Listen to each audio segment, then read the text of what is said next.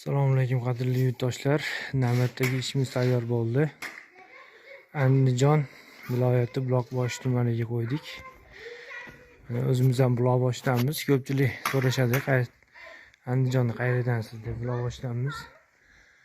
O'zimiz tumanga qo'yganmiz. Mana Akfa antrazit alyumin profiliga veranda qo'ydik. Splashni oyna bo'ldi, pastgacha, poligacha. Romlari ham o'rtada. Ikkita romadan ochib, uchta romadan ochilgan. Bittasi mana devor urilgan tomonidan ochilgan. Yana bitta romadan ochilgan. Splashni. Xo'sh, yana bitta mana bu joydan ochdik. Oynasi oqqa seri paket bo'lgan. Ustilar o'ralgan har doimgidek. Katta profilda o'ralgan.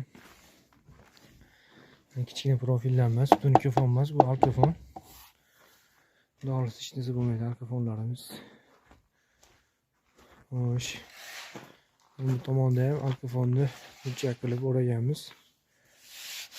Juda chiroyli chiqdi. Bu joyda bitta eshigi bor, balkon profildan bo'lgan. Bu tomondan ko'rsatib o'taman.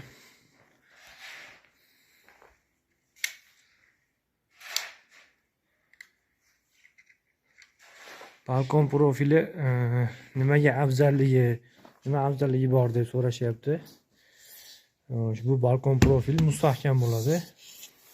Kichkina profillardan 2 barobar katta bo'ladi. Qalinligi ham, har tomonlama ruchkasi ham baquvvat ruchkadan, xudo xolasa hech narsa bo'lmaydi. Buni balkon profilda yana bitta afzallik tomoni bor. Og'ir bo'ladi. Yopilganda udobniy yopiladi. Bu past alkofon bo'ldi buni eshigi. Chaklari ham xudo xolasa juda chiroyli kelgan chaklari. Eshigimiz bo'yi ham 2.40 bo'ldi. 2.35 bo'lgan. Bu yopilganda ham zo'r yopiladi, qattiq og'irlik hisobiga.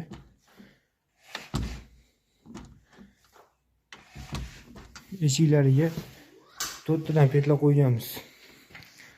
Bu eshik og'ir eshigimiz ko'tarib turgani. Svetlarni yoqib tashlaymiz. Ichki tomondan ko'rinish. Ichkarida mana oq ko'rsatadi oynamiz. Ko'pchilik qiziq so'raydi, tashqaridan ko'rinmaydi ekan, ichkaridan qanday ko'rinadi deydi. Akfa profilini o'zining anaqasi, zavodskiy ruchkalari, mikrobkalari.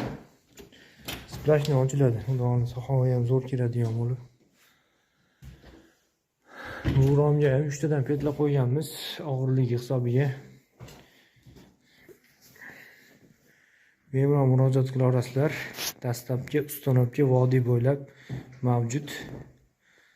Aloqaga chiqa olasizlar, xudo xolasa. Nomerlar opisiyaniyada qoldiramiz.